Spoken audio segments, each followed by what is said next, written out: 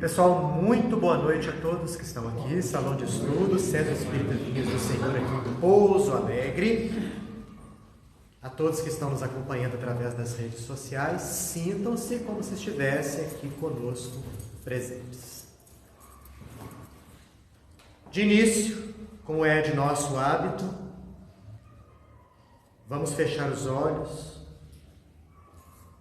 e elevar o pensamento a Deus, buscando nele a paz, o equilíbrio, os quais tanto necessitamos na nossa vida, não é verdade? Em um mundo onde acontecem tantas inversões de valores, onde nós observamos tanto descaso com a vida humana, é muito importante que nós situemos o nosso pensar e o nosso sentir em Deus, que é a fonte da paz, do amor e do equilíbrio. Agradeçamos de início a Ele a oportunidade que estamos tendo agora de novamente estarmos aqui na Terra. Pois sabemos que, a despeito do ambiente, talvez aparentemente caótico que nos cerca, temos a convicção de que ali existirão as lições necessárias para o nosso crescimento maior. Agradeçamos a Ele o corpo que temos, a família onde reencarnamos. Vamos agradecer a oportunidade de termos conhecido a doutrina dos Espíritos, que alarga os nossos horizontes, que nos mostra a realidade da vida, que nos faz ver o que realmente somos e qual o nosso objetivo maior para conosco. É com esse pensamento de infinita gratidão a nosso Pai que nós damos por iniciada a reunião dessa noite. Que assim seja. Pessoal, livro O Céu e o Inferno, também chamado, A Justiça Divina segundo o Espiritismo, da Lavra de Allan Kardec. Nós, na semana retrasada, começamos a estudar o capítulo de número 3, intitulado O Céu. É um capítulo um tanto quanto longo, vimos somente metade dele, vamos dar uma revisada rapidinha naquilo que nós vimos, para nos situarmos, e vamos concluir os nossos comentários acerca dele ainda hoje. O que a gente viu na semana passada? Nós vimos a questão do céu físico propriamente dito.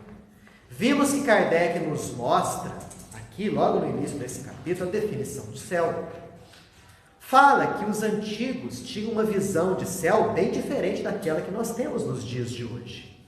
Eles acreditavam que existiam esferas superpostas ao redor da Terra, que essas esferas eram feitas de material duro, porém transparente, e que, à medida que essas esferas iam se afastando da Terra, havia um maior grau de felicidade destinado àqueles que habitassem tal região. Tanto que na última região era a habitação de Deus. Segundo Kardec, os conhecimentos astronômicos rudimentares daquela época foram que lastrearam o conhecimento religioso do que tange ao céu religioso, ou seja, ao chamado paraíso, a região destinada aos bons após a morte. Então, de acordo com a crença, podiam existir mais ou menos céus. Teve um astrônomo lá, o Ptolomeu, que achava que tinha 11. Os muçulmanos acham que tinha 9. Por aí vai.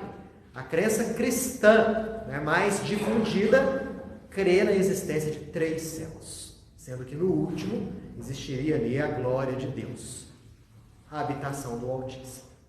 Kardec nos mostra que esse conhecimento astronômico insuficiente gerou um erro de interpretação no que diz respeito ao céu, sob o ponto de vista do paraíso.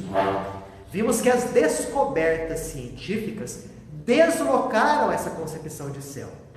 Porque a ciência nos mostra a Terra não como sendo o centro do universo, como era a crença comum há muitos séculos atrás. Mostra a Terra como sendo um grãozinho de areia imperceptível, nesse infinito, vastíssimo, do qual se compõe o nosso universo. Vimos que com a astronomia, as estrelas, elas não têm local delimitado, como se acreditava antigamente. Mas sim, elas estão presentes no universo como um todo. Não somente as estrelas, mas como os sistemas planetários que elas se dispõem, que elas apresentam. Enfim, deslocando essa concepção antiga, o que restou do céu? O que é o céu, então, no sentido de paraíso? E aí, Kardec veio nos falar o que a doutrina espírita aceita e acredita acerca desse tema.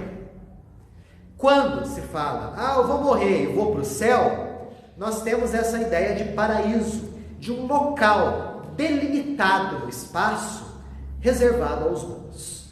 E que lá o indivíduo desfrutaria, sim, de uma felicidade muito grande, embora uma felicidade pautada numa inutilidade eterna, pois o indivíduo ficaria simplesmente toda a eternidade em processo de contemplação.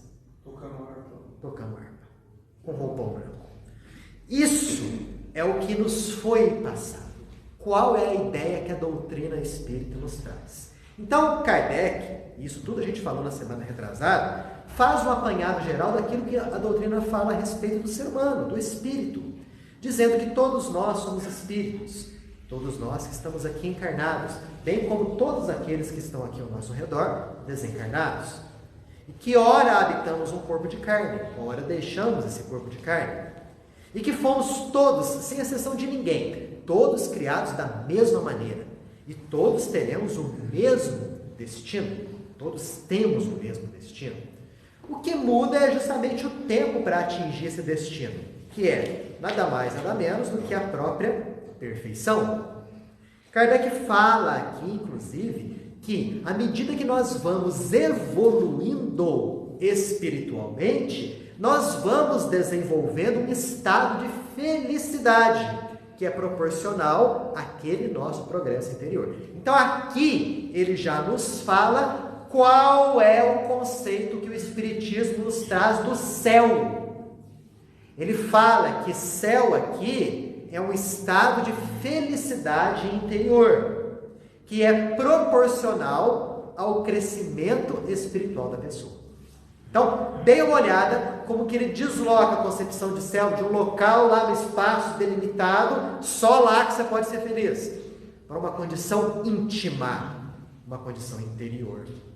E essa condição interior está proporcionalmente ligada ao desenvolvimento das qualidades da pessoa. Qualidades éticas, morais, intelectuais, de conhecimento. Quanto maior o nosso crescimento nesse sentido, maior será a nossa felicidade. E ele fala aqui que todos nós vamos atingir esse estado chamado de céu. Todos. Que Jesus já chamava como sendo o reino de Deus. Quando Jesus fala na Bíblia acerca desse reino de Deus, ele não está falando de um local, ele não está falando de um momento, de um evento, ele está falando de um estado íntimo que o indivíduo iria conseguir mediante o seu progresso espiritual. Só que isso varia de pessoa para pessoa, porque há indivíduos que progridem mais rapidamente do que os outros. Por quê? Porque Deus dota essas pessoas com essa capacidade? Não, já vimos que Deus é extremamente justo, bondoso e amoroso para com todos na exata medida. O que Ele nos dá é a liberdade de escolha. É o chamado livre-arbítrio. Então eu posso utilizar o meu livre-arbítrio para poder crescer espiritualmente. E aí eu vou atingir esse estado espiritual mais rapidamente. Como eu posso usar o meu livre-arbítrio e falar assim, eu quero ficar do jeito que eu estou. E aí nós vamos retardar esse estado de felicidade máxima que é chamado de céu, ou reino de Deus. Tudo isso daí diz respeito ao nosso progresso, que é conseguido através das inúmeras reencarnações. Vimos que a reencarnação é necessária ao progresso espiritual do indivíduo. Só que o indivíduo não progride só enquanto está na carne. Ele progride também quando está no mundo espiritual. Lá no mundo espiritual ele colhe os frutos de tudo aquilo que ele conquistou aqui na Terra. Como também lá, o ponto de vista dele muda para muita coisa. Lá ele toma novas resoluções. Lá ele decide reencarnar de novo para poder melhorar esse ou aquele aspecto. Enfim, nós melhoramos dentro e nós melhoramos fora da carne. Mais ou menos rapidamente. Dependendo do quê? Dependendo do nosso crescimento.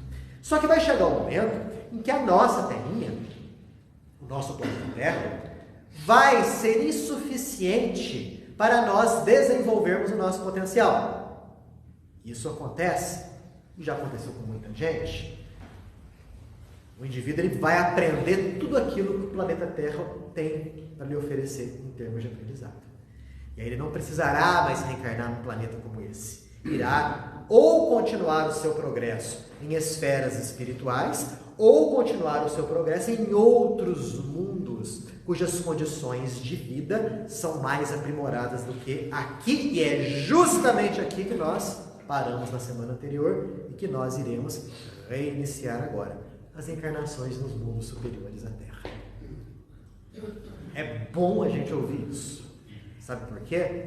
Porque quando a gente olha o estado aparentemente caótico do nosso planeta, bate aqui no nosso interior aquela sensação de Nossa Senhora, que bagunça que eu vou me meter. Por que eu estou aqui? Quero fugir daqui, escapar daqui. E aí, a doutrina espírita nos oferece a perspectiva de mundos melhores do que a Terra. Mundos cujas humanidades são bem melhores sob o ponto de vista intelecto-moral, se comparado conosco, nós, humanidade, aqui terrena. Só que tem um detalhe: para nós alcançarmos o mérito de reencarnarmos nesses mundos superiores, é necessário que nós aprendamos as lições que o planeta Terra tem para nos oferecer. Então, se estamos aqui, é porque nós não estamos deslocados aqui, não. Não houve nenhum erro por parte da divindade de colocar você reencarnado no planeta Terra, planeta de provas e expiações, segundo degrauzinho na escala dos mundos. Não houve erro. Se você está aqui, porque você se identifica com esse nosso chão. Então há necessidade de nós nos aprimorarmos e aprendermos tudo que deve ser aprendido, a fim de, quem sabe um dia, né, voltarmos a reencarnar nesse planeta em condições melhores. Porque estamos em processo de transição, que vai durar ainda algumas décadas. Nosso planeta alcançará um nível de regeneração, que para nós, se nós olharmos lá no Evangelho segundo o Espiritismo, na parte que fala sobre os mundos regenerados, nós vamos ver que é um verdadeiro paraíso se comparado aqui à Terra. E olha que nós estamos falando de um mundo que é um terceiro grau na escala evolutiva dos mundos. Ainda outros 2 planetas melhores do que o mundo de regeneração. Mundos cuja humanidade é bem superior aqui a nós. Kardec nos fala algumas características desses mundos superiores. Habitar neles já é uma recompensa. Por quê? Primeiro, os corpos físicos dos habitantes desses mundos são menos materiais do que os nossos. Nossa, mas qual que é a vantagem disso? Várias vantagens. Primeiro, um corpo menos material prende menos o espírito. Quanto mais grosseiro é o corpo, mais nós, espíritos, estamos vinculados a ele. Estamos constrangidos dentro dele. Temos maior dificuldade em expressar as nossas potencialidades num corpo físico, por exemplo, mais denso, mais pesado. Num corpo menos denso, menos material, o espírito é mais livre. Então, a chance dele, por exemplo, mostrar com maior vivacidade as suas conquistas intelectuais, por exemplo, de cultura, de memória, é muito mais fácil do que num corpo pesado como esse daqui. Outra coisa, num corpo menos material, a mediunidade é generalizada. Porque nós não temos um corpo grosseiro para abafar as nossas impressões espirituais. Nós nos ligamos com muito mais facilidade, com muito mais consciência e nitidez aos desencarnados que o rodeiam. Kardec fala, aliás, Kardec não, os bons espíritos da codificação. É como se os indivíduos encarnados nesses mundos superiores estivessem no estado dos nossos sonâmbulos lúcidos. Então lá eles veem os espíritos com facilidade, ouvem os espíritos com facilidade. Maria João de Deus, mãe de Chico Xavier, desencarnada, ela escreve, através da mediunidade do filho, um livrinho muito interessante chamado Cartas de uma Morta, em que ela coloca as suas impressões do plano espiritual. É um livro muito bonito. Recomendo que leiam. Tem muito ensinamento lá. E dentre os vários ensinamentos, existem ali anotações dela no que tange a vida em outros mundos. Por exemplo, ela vai, juntamente com o mentor espiritual, a Marte. E ela faz uma descrição assim, claro, bem superficial, da paisagem, das cidades, dos habitantes de Marte. Assim como ela também foi a Saturno, que é um grau evolutivo superior a Marte. E Marte já é mais evoluído que a Terra. Então lá o mentor espiritual de Maria João de Deus fala que os habitantes de Saturno, quando chegam a uma determinada idade, eles começam a travar contato com o plano espiritual de uma maneira extremamente fácil. Para eles, não há mistério no que diz respeito à vida após a morte. É tudo uma continuidade. Assim como ela vai, juntamente com o mentor e 2 outros estudantes, a um planeta que nem nome tem, que gira em torno de 3 sóis. Um sol rosa, um sol verde e um sol alaranjado. Cuja humanidade que mora nesse planeta é absurdamente mais evoluída do que aqui, a nossa humanidade. Então ali, nós temos ali uma plena paz nesses mundos superiores à Terra, pois se preocupam exclusivamente com o seu aprimoramento espiritual. Não há egoísmo, portanto lá reina a fraternidade. Não há orgulho, portanto nesses mundos reina a igualdade. Não existem desordens a serem reprimidas, porque o mundo lá é superior. Reina lá a liberdade. Então a liberdade, a igualdade e a fraternidade, que é o lema da Revolução Francesa, um dia nós iremos alcançar aqui na Terra, não mediante um sistema político, mas mediante um crescimento espiritual da pessoa. Como sociedade iremos atingir isso. Não sabemos exatamente precisar quando isso vai acontecer, mas para isso temos que extirpar o que é dos nossos corações? O egoísmo, o orgulho e as desordens gerais. Não é tarefa das mais fáceis. Embora nós já tenhamos a consciência que é importante combater isso. Mas entre ter a consciência e desenvolver essas ações, vai um tempo grande. Progredindo gradualmente, nós vamos alcançando estados cada vez maiores de felicidade. Até chegarmos num topo, num nível evolutivo chamado de perfeição. Diga. O que você chama de desordem? Olha, todas as desordens que nós... Física, materiais, emocionais... Tudo. Todas as desordens que nós vemos em termos de sociedade são expressões das desordens interiores dos seres humanos. Todas elas. Não tenha dúvida. O uso de drogas, a prostituição, a corrupção, a violência, tudo isso nada mais é do que uma expressão do que o indivíduo traz dentro de si. O inferno que existe na sociedade nada mais é do que um reflexo do inferno que a pessoa traz dentro dela. Então é justamente quando a pessoa se pacifica e se cristianiza que ela se torna, vamos dizer assim, uma célula viva de construção do reino de Deus na sociedade. E quanto mais pessoas caminharem nesse sentido, mais a nossa sociedade vai responder. A gente logo pensa em desordens físicos, né? Mas é muito mais do que isso. Mas essas desordens físicas, elas existem, só que elas são simplesmente um fruto das desordens espirituais. Nada mais além disso. Por isso que a utilização dos ensinamentos de Jesus como modelo de vida e conduta é fundamental para nós construirmos uma sociedade mais justa. Você pode mudar o sistema político que for, se o indivíduo não se cristianizar, vai ser difícil. Complicado.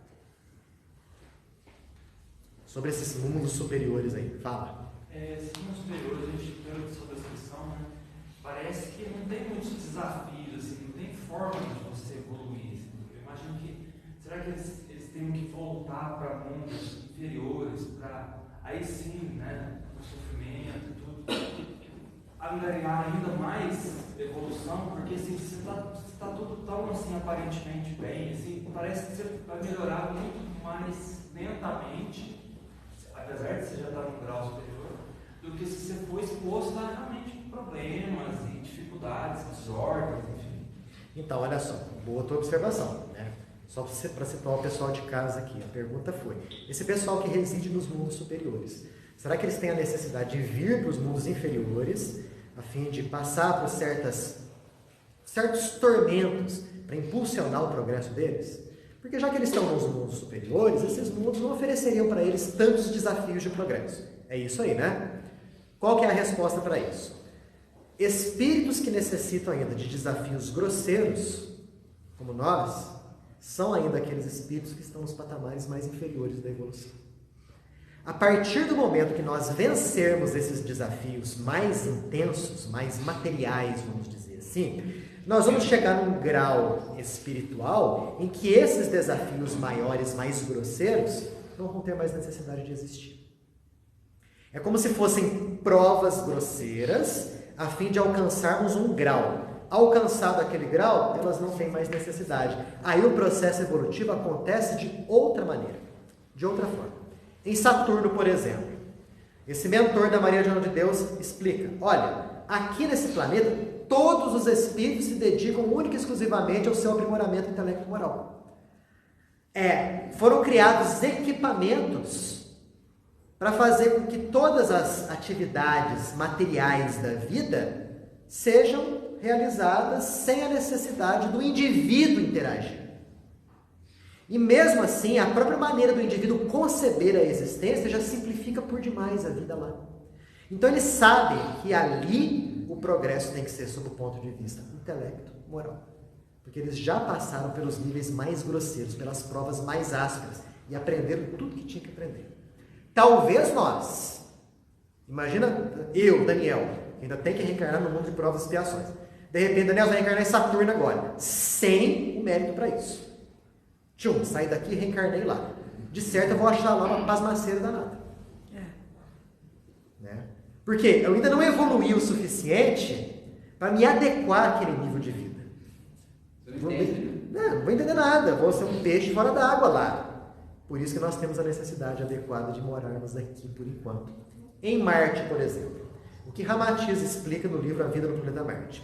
Que os terráqueos que obtêm por mérito a oportunidade de reencarnarem lá, em Marte, eles reencarnam primeiro nas zonas rurais do planeta, a fim de irem se adaptando um modo de vida lá, uma alimentação, com a atmosfera. E assim, as primeiras encarnações dos terráqueos lá, eles se situam meio que, sabe, fora do ambiente deles. Diz que os marcianos mesmo, quando bate o olho num sujeito lá, sabe que ele veio da Terra. Ele é esquisitão. Ele é esquisitão. Tudo questão de adaptação. E isso porque eles ganharam, por mérito, habitar lá. Imaginemos nós. Ainda temos que morar aqui. Então, entendeu? Então, eles já chegaram a um nível em que eles evoluem pacificamente, tranquilamente, de outro modo. Sob um ponto de vista só intelecto moral mesmo, sem necessidade das provas mais rudes. Ainda vamos chegar lá. Por enquanto, precisamos disso tudo aqui. Em que consiste a felicidade dos espíritos puros? O que nos foi ensinado? Se a gente chegar no céu, qual que vai ser a nossa felicidade? Ficar eternamente contemplando a face de Deus por toda a eternidade. Respeitamos quem ainda acredita nisso daí. Não nos leve a mal. Se você acredita nisso e se esforça para atingir esse estado, você está no caminho certo. Maravilha. Seja uma pessoa boa. Que você vai atingir um estado superior, sim, independente da sua religião. Porém, a felicidade dos espíritos bons não consiste numa contemplação inútil por toda a eternidade. Tá bom? Em que consiste a felicidade dos bons espíritos? Kardec enumera aqui. Primeiro, desfrutar dos esplendores da criação. Quem não consigo entender isso? Você não consegue entender? Imagine você uma paisagem natural que é do seu gosto. Dona Sandra, qual que é a paisagem natural que é do teu gosto? A que eu tenho na minha mente é o pôr do sol. O pôr do sol. Ai, acho que muita gente gosta do pôr do sol. Quando a senhora vê o pôr do sol, como é que a senhora se sente? Eu sinto gratificada por vê-lo, por ter o privilégio de vê-lo. Pois é. Até de integrar, né? Exatamente. Então isso daí o que é? É você interagir com aquilo que te faz bem. Aquilo que te desperta sentimentos de ordem superior. Agora, isso daí nós estamos falando de um pôr do sol. Os espíritos superiores, os puros que já atingiram a perfeição, eles conseguem vislumbrar todos os esplendores da criação de Deus. Então imagina a gente vendo um pôr do sol belíssimo e multiplica isso por 1 milhão. Vamos dar números aqui. É mais ou menos esse desfrute dos esplendores da criação. Só isso, Daniel? Nada. Quem mais? Conhecimento de todas as coisas. Dá para parar para pensar o que significa o conhecimento de todas as coisas? Você conhece tudo das línguas, tudo de música, você conhece tudo das ciências, tudo das filosofias, é o conhecimento de tudo que existe. E não traz um estado de felicidade isso? É evidente. A ausência de sofrimentos. Não dá nem para pensar nisso, né? Duvido que alguém aqui nunca sofreu, não sofre e não sofrerá. Uma satisfação íntima que não passa.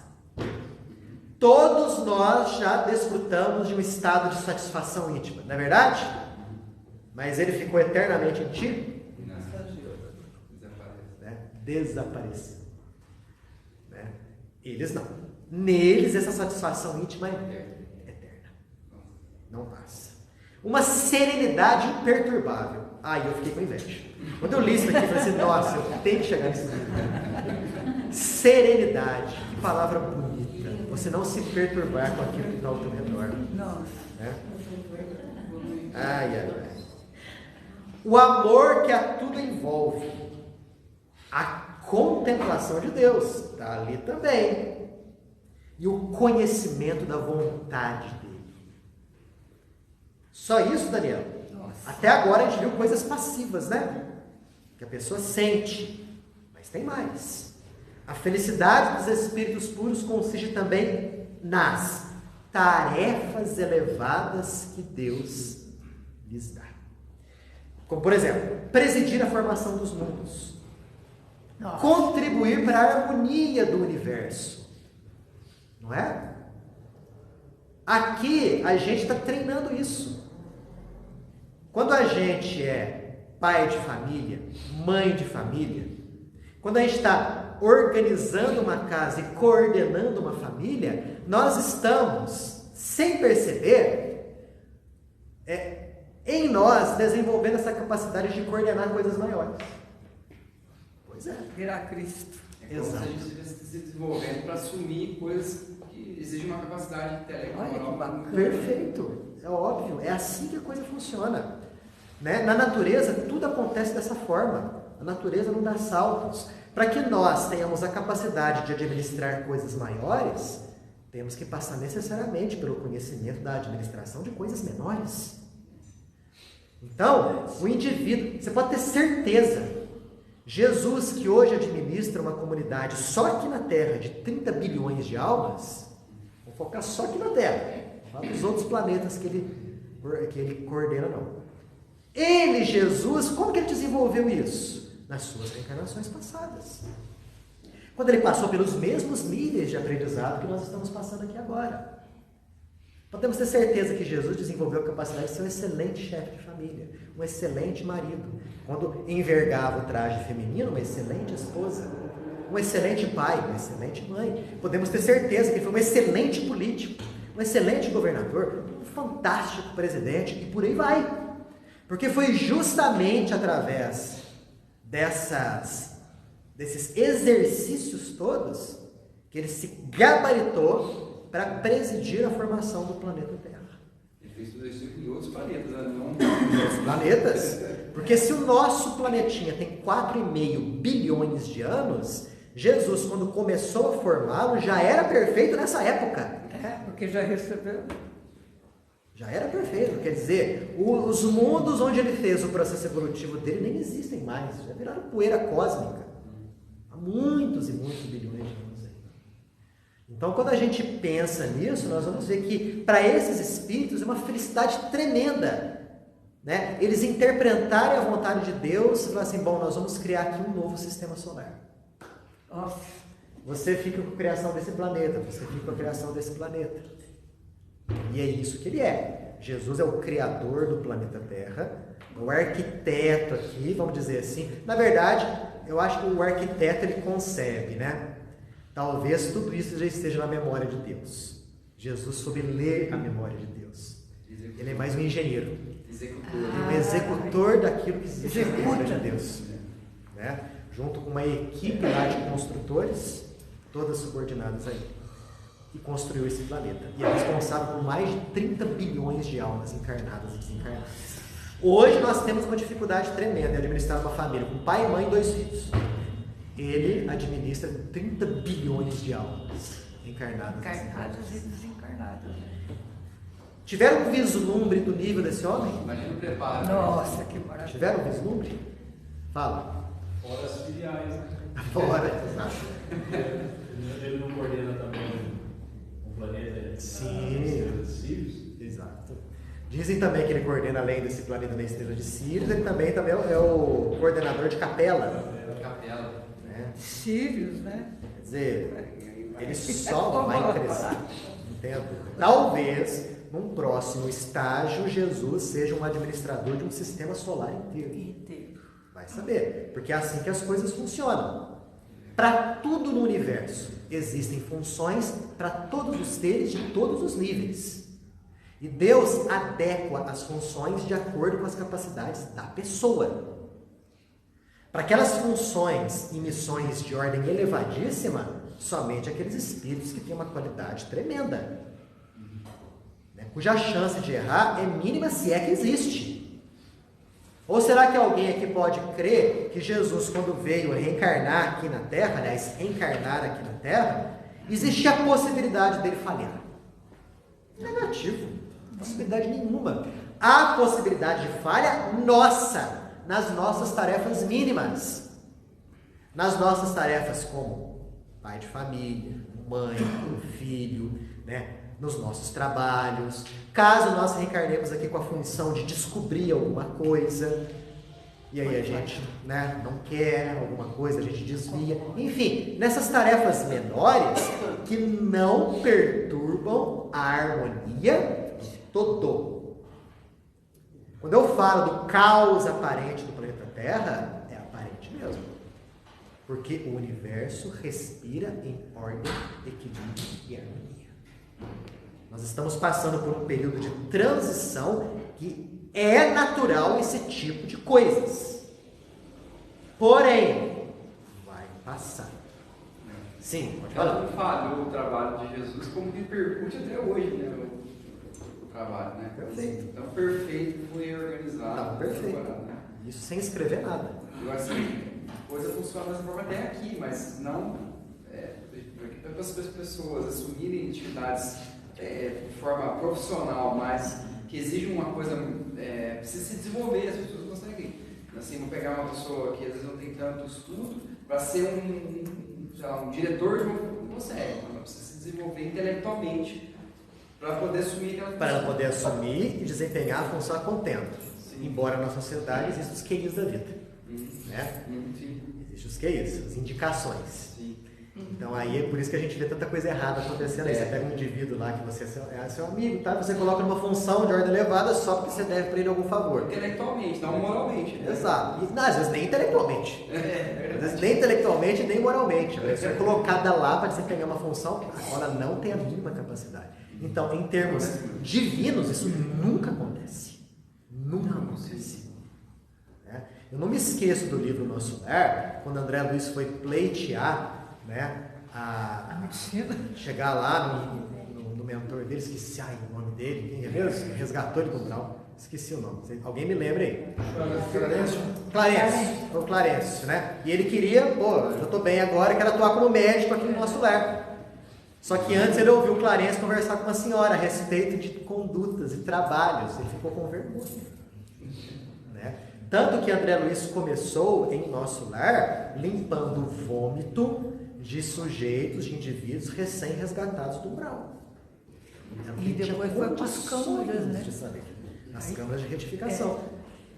Quer dizer, a cada um segundo as suas capacidades mesmo. E olha que nós estamos falando de Nosso Lar, que é uma cidade espiritual localizada no umbral. Imagina a administração de um planeta inteiro. Somente aqueles com capacidade real para poder atingir os postos-chave. Nosso planeta, materialmente falando, ainda vai chegar nesse nível. Né? Lá no livro Obras Póstumas, onde Kardec fala acerca da aristocracia intelecto-moral, nós temos um vislumbre disso. Como serão os nossos futuros governantes? Serão aqueles que tiverem a capacidade intelecto-moral no mais alto nível. E é o que a gente não vê por aqui. Especialmente em termos de Brasil. Né? E a gente pode falar de mundo como um todo. Ok? Mas vai chegar um momento em que isso vai acontecer. Não tenhamos dúvida disso daí. Cadê? Todos concorrem para a obra geral. Qualquer que seja o grau que tem, há mútuo apoio, que estabelece aos poucos a solidariedade entre os planos espiritual e corporal. E olha que coisa bonita. Por toda parte há vida e movimento. Nenhum setor do universo é despovoado. Nossa. Nenhum. Quando os cientistas falam, olha a imensidade do universo, imensos espaços vazios, onde só tem poeira estelar. Não. Sob o ponto de vista material, sim. Mas nós sabemos que a matéria existe em estados que a gente desconhece. O próprio plano espiritual é um plano material. Só que é uma matéria menos densa que a nossa. Tamanho de Deus, hein? Talvez em Marte a mesma coisa aconteça. Estou falando aqui de Marte, tem um ou outro aqui que você, esse cara está delirando, porque já mandaram sondas para Marte, lá, um monte de sonda, filma lá, tira foto, é areia, vermelha, montanha, nada mais. E quem disse que a humanidade de Marte detém a mesma materialidade que a nossa? Pode estar num nível material mais sutil, não é? Maria João de Deus, por exemplo, descreve oceanos em Marte. As sondas que pousaram lá não viram nada disso. Oceanos cuja água é cristalina, límpida, e oceanos pouco profundos. Descreve uma vegetação em Marte, tendendo ao vermelho, com flores, frutos, com animais. Descreve cidades profundamente análogas às nossas. E descreve os habitantes de Marte como muito parecidos mais ou menos com a gente. Né? À exceção de umas protuberâncias que eles têm ao longo das espáduas, né? Que lhes dá uma certa estabilidade no andar, no volitar, no caminhar, no correr e no saltar. Né? Já quando ela vai em Saturno, ela descreve lá Saturno, cuja vegetação em tons azulados. O chão de um branco muito parecido com o gelo. E os habitantes de Saturno, para ela, são monstruosos. Feios. Feíssimos, terrivelmente feios, né? Com as suas membranas à guisa de asas, como se fossem imensos insetos. mas são muito mais evoluídos que a gente. Muito mais evoluídos que a gente. Tô vendo. Em Júpiter, na revista Espírita, o Bernardo Palissy, se eu não me engano, morando em Júpiter, vem até aqui a Terra e, através de médiuns, passa mensagens a respeito da vida em Júpiter. Lá pelas tantas, Kardec pergunta, perante Júpiter, qual seria o nível de nós, seres humanos? Qual que é a resposta dele? O mesmo nível dos primatas da Terra perante vocês. Olha, feiosos. Que coisa, né? Mas um dia a gente chega lá, gente. Já melhoramos bem. Vamos pensar nesse sentido. Vamos ter a felicidade de olhar para trás e falar assim, já abandonamos muita coisa. Já evoluímos muito. Vamos evoluir mais ainda. Guardem isso na cabeça. A felicidade do indivíduo depende das suas qualidades e não do meio onde ele se encontra. Então, o que a doutrina espírita fala do céu aqui, que o céu não é um local delimitado, onde os bons vão, com o objetivo de lá ficarem por toda a eternidade. Não é um local delimitado. Pois nós vimos aqui que o estado de céu é um estado totalmente dependente do desenvolvimento de qualidades. Então, se você desenvolveu muitas suas qualidades, você carrega o céu dentro de você. Independente do local onde você esteja. Independente do local onde você esteja. Vamos pegar de novo o exemplo de Jesus. Jesus saiu de planos espirituais assim, que nós não temos condição de conceber como eles são. Tomou um corpo de carne aqui na Terra, encarnou-se aqui. Ficou limitado, aprisionado no corpo de carne, nessa terra de exílio e provações, nesse vale de lágrimas que é a Terra. Com certeza aquele ambiente não era o dele? Não era, concorda comigo? Mas ele deixou de sentir todas aquelas qualidades que o espírito superior tem? Nunca. Ele carregava o céu dentro dele. Então isso daí é o estado interior, que não depende de... Olha que exemplo bom. Exato. Assim, aquilo que eu já disse, um beija-flor não deixa de ser um beija-flor só porque ele foi colocado num porão escuro. O ambiente para ele não é o ideal, é constrangedor, mas ele não deixa de ser um beija-flor. Assim como um sapo, ao ser retirado da beirada do rio, dos pântanos, e se for colocado lá num ambiente belíssimo para contemplar um pôr do sol, é um ambiente que não é o dele. Ele não vai deixar de ser um sapo. Com todo respeito ao sapo, mas ele não vai deixar de ser um sapo. Então as nossas qualidades intrínsecas é que geram o nosso estado de céu e o nosso estado de inferno. Não esperem morrer para atingir o céu. Desenvolvam o céu enquanto estão na carne. Talvez uma das lições que se depreende aqui de tudo isso que a gente estudou até agora é isso. Olha a responsabilidade que o Espiritismo nos dá em termos de reforma íntima. Você só vai se situar num estado melhor se você se desenvolver como pessoa. Se você desenvolver as suas qualidades, intelecto, morais principalmente. Caso contrário, você vai desencarnar e vai ficar do mesmo jeito. Porque a morte não é um banho milagroso. A morte é só um despojar de roupas pesadas. E nada mais de diferente. Nada mais. Quer dizer que não existe um local onde os bons se encontram? Mas quem disse que não? Claro que há. Pois, segundo consta na codificação, no plano espiritual os espíritos se agrupam, formando famílias inumeráveis através da similitude de sentimentos.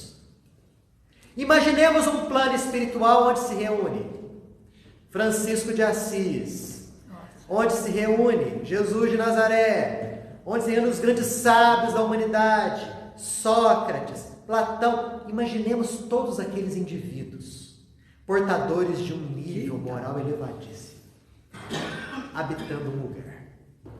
Já imaginaram? Alegria plena. Alegria plena.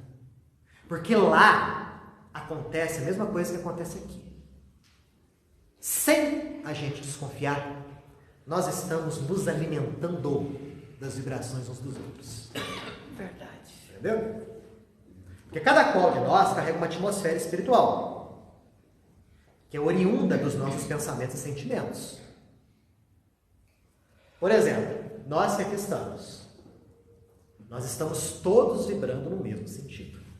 Agora estamos tendo o mesmo objetivo, que é o de aprender. Então estamos focados nisso daqui. As nossas vibrações se harmonizam. Então podemos ter certeza que nós sentimos bem aqui no centro, porque em grande parte nós nos alimentamos desse estado de esperança, de alegria e de gosto pelo conhecimento que a doutrina nos dá. Ok? Então quando nós saímos daqui e vamos nos embrenhar num lugar cuja vibração é totalmente diferente daqui, para pior, já sentimos o baque, não sentimos? Claro. E aí nos sentimos incomodados, o corpo parece que pesa, a energia parece que some, aí começa a aparecer dor aqui, dor ali. Nós estamos absorvendo aquelas energias negativas. Nós não soubemos preservar as boas. Então é o que acontece entre os desencarnados também. Os bons, quando desencarnam, se reúnem formando grandes famílias. Eles se alimentam mutuamente através das suas vibrações, das suas energias. Imaginemos um local desse, que maravilha que deve ser. Que coisa fantástica. Não é? Aí sim.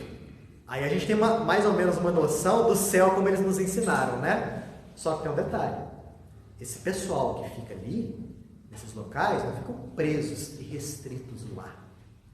Eles têm um grande prazer, uma grande vontade em ajudar aqueles que estão em condição inferior. Como já disse certa vez, os céus estão vazios.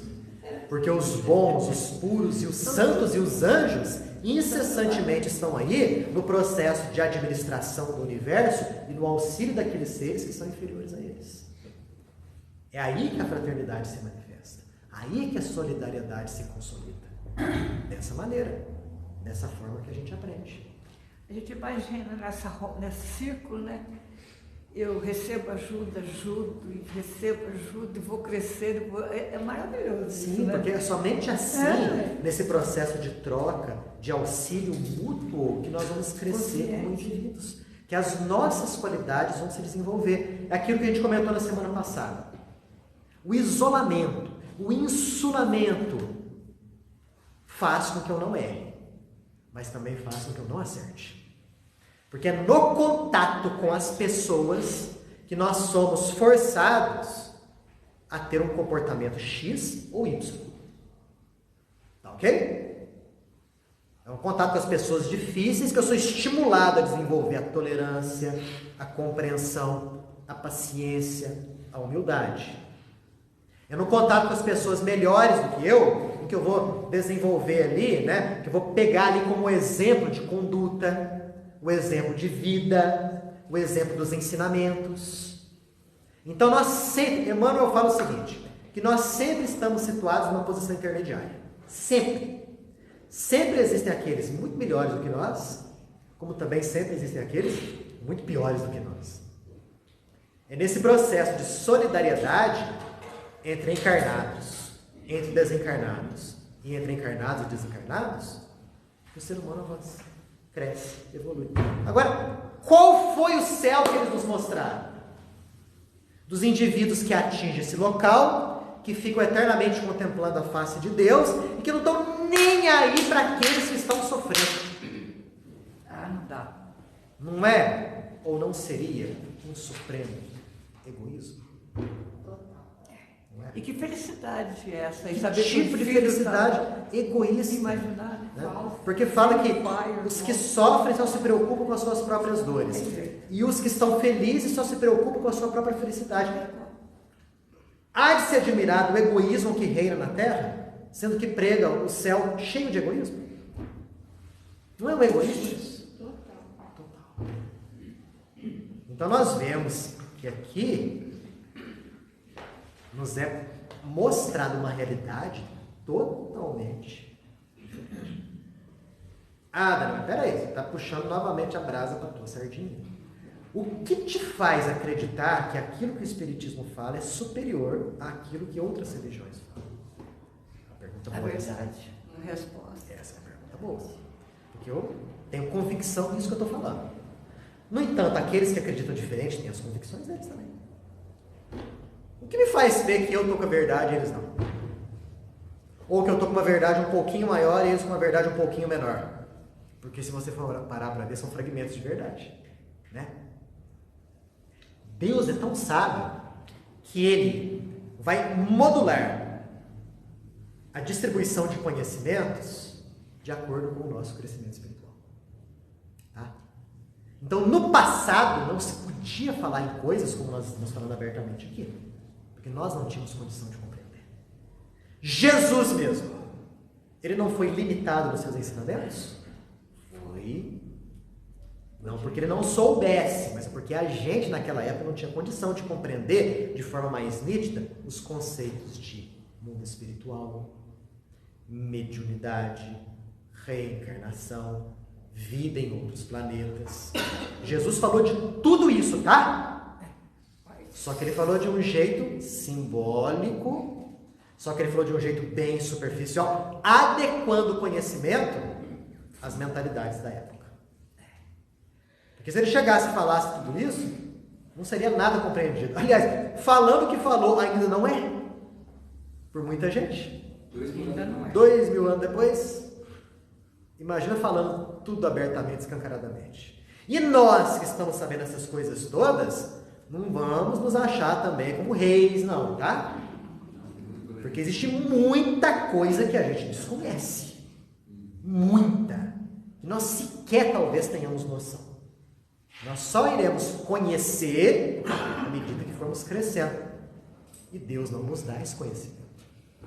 Por quê? Porque Ele sabe que a gente não tem a capacidade de compreender ainda. É igual criança. Pegou lá o bebezinho lá, né? Se alimenta de leite materno. Por acaso, você dá a um lactente que só toma o leite do peito da mãe uma lasanha? Uma feijoada? Picanha.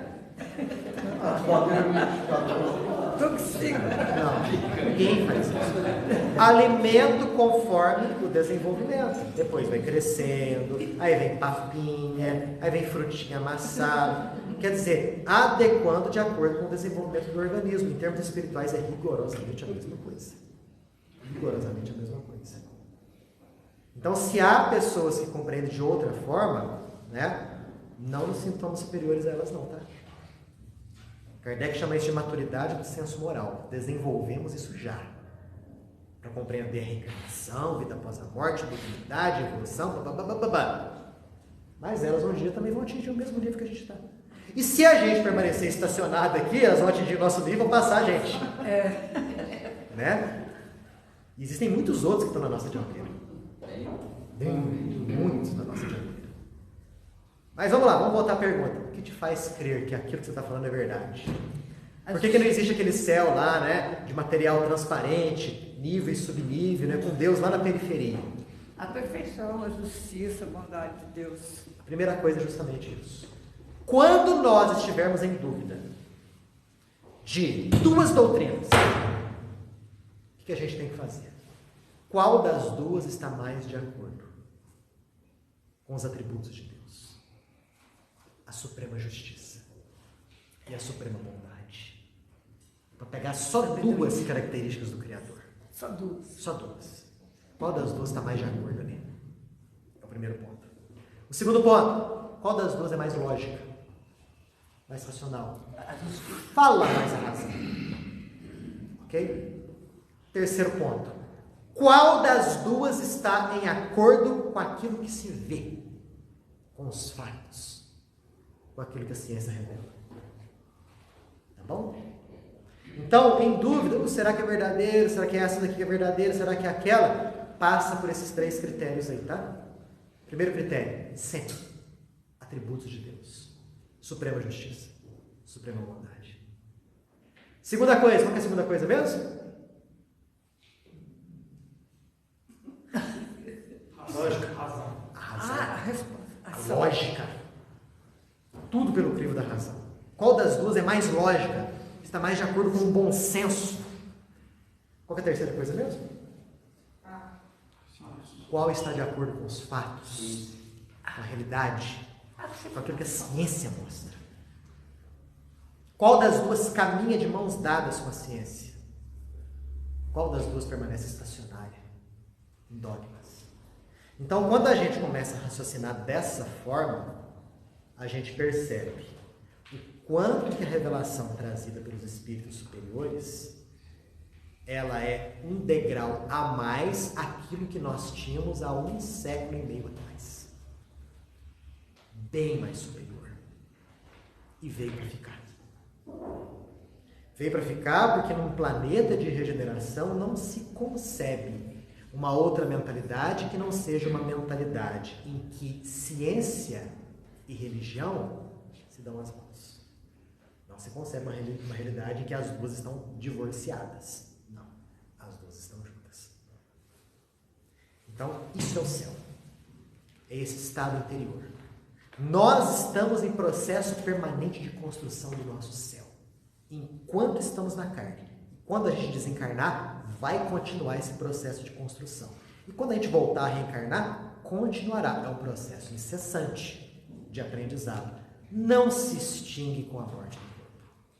Tá? Desiludam-se do morreu para descansar. Isso não existe em absoluto. Ok? Gostaram do céu? Semana que vem vou conduzi-los para o inferno. Vai não. Cruz. Vai não. Cruz, Depois dessa noite, você não vai ter essa força. o Cicerone de vocês no inferno. Aliás, vou falar uma coisa. É muito mais fácil a gente pintar o inferno do que o céu. De acordo com o nosso grau evolutivo, vamos entender mais fácil. Vamos entender mais fácil. Concordo, Sagrado. Está mais perto do fim. Mais O céu para a gente é muito abstrato. Exato. O inferno é mais palpável. Não, é verdade. Que nível, senhores? Que nível. O Daniel, sexta-feira você vem, né? Sexta-feira eu virei.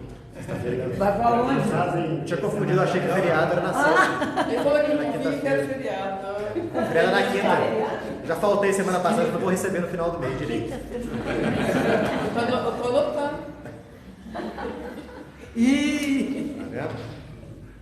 Não. Só? E eu sou vigiado na minha sogra.